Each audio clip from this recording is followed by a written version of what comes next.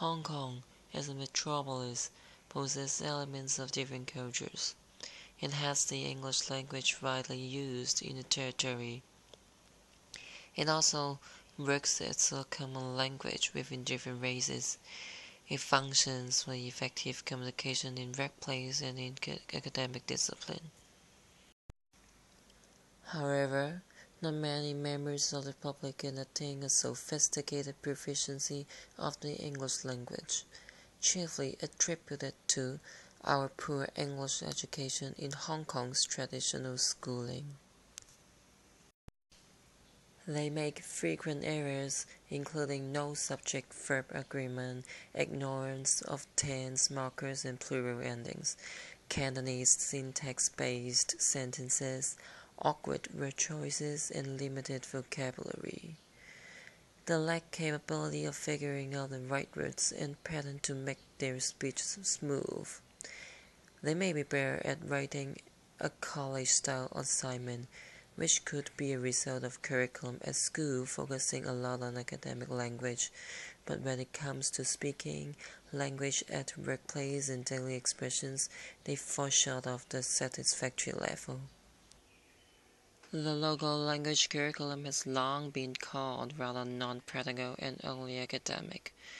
Rigid grammar teaching and a strict-to-follow writing pattern make students produce stiff and clumsy expressions and mechanical sentence structures and style.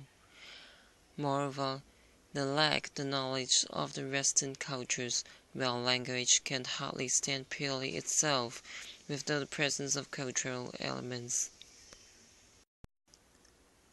A possible solution is that each class in the secondary school has a native teacher teach them English.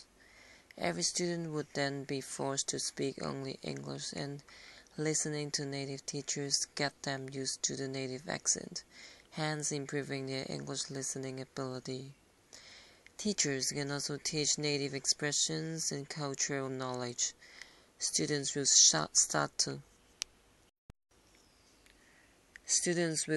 to shadow how the teacher speaks and improve their accent. They also know more about the cultural elements, so they can improve their choice of words and get rid of Chinglish grammar and weird expressions. They also improve speaking skills of fluency and accuracy. However, if this is to be paid by the government, this could make an immense financial burden. In this territory, there are more than 450 secondary schools, and each school has roughly 30 classes. Getting every class a native teacher is not possible. More importantly, teachers give the image of being superior. With this position, teachers cannot effectively bring students an interest and an active attitude to learn the language.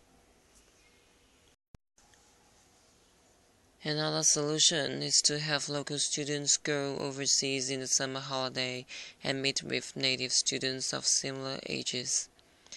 They can have a direct linguistic contact, and local students are easier to put aside their fear, and they can have better connections with their counterparts when they become friends. Students learn daily expressions from their daily interactions.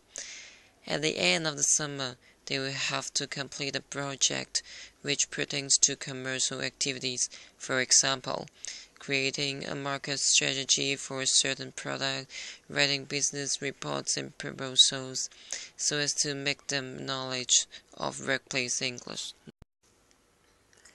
The drawback is, despite being another financial burden for the government, students cannot go overseas every summer, as they have different summer activities for development in different aspects. They also have to prepare for public exams in senior forms. Therefore, they probably can only give one summer out, but one summer is too short for long-term development.